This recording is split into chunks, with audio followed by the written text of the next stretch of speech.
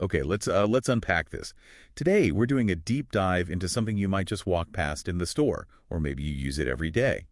Barley. Hmm. Specifically, we're really zeroing in on whole barley flour. You know, often called Atta in a lot of Indian kitchens. It's like Right. the base for everyday staples, things like rotis, chapatis. Yeah, exactly. And what's really fascinating here, I think, is we're trying to unlock the goodness that's packed into whole barley flour. Right.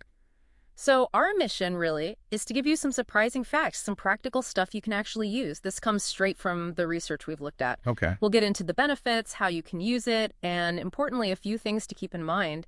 And maybe we should start with like what makes it so different from the refined stuff. Yeah, that's crucial. So what is the actual difference between the whole version and the refined one?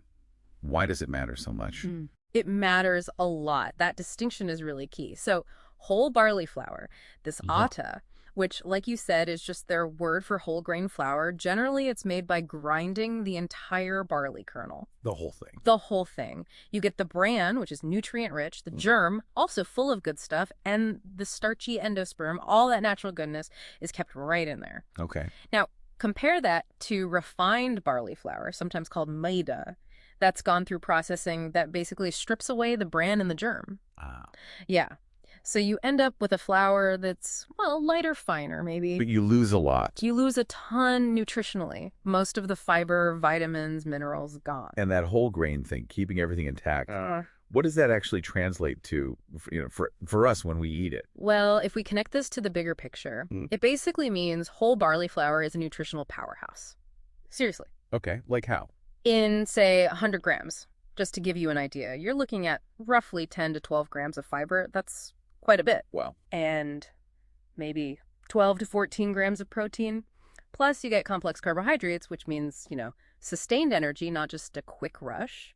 Steady energy. Exactly. And then there's this whole lineup of B vitamins, thiamine, riboflavin, niacin, folate, super important for energy, metabolism, and minerals too.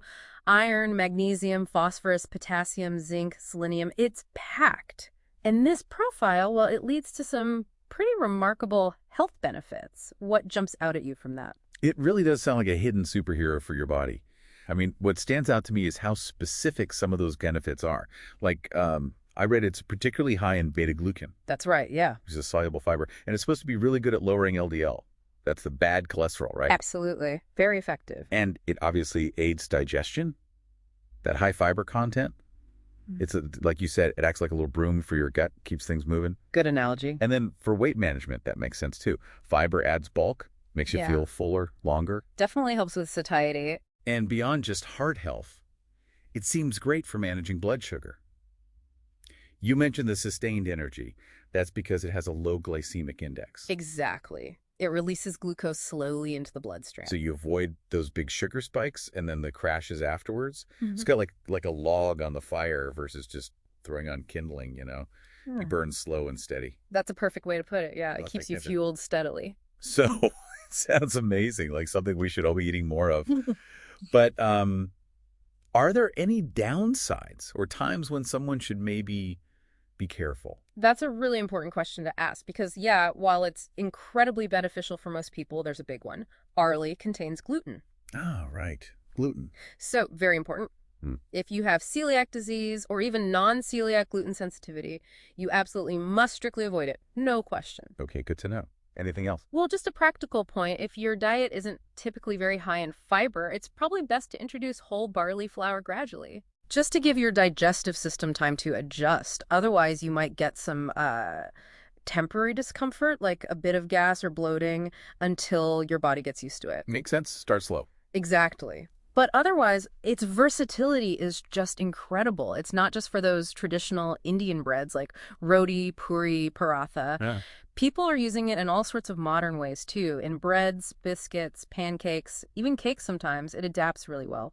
So the main takeaway here seems pretty clear then. Yeah, I think so. Whole barley flour isn't just, another bag of flour on the shelf. It's really accessible, it's versatile, and it's genuinely like an everyday superfood. Right. It can really support your digestion, boost your heart health, help stabilize blood sugar, and give you that steady energy.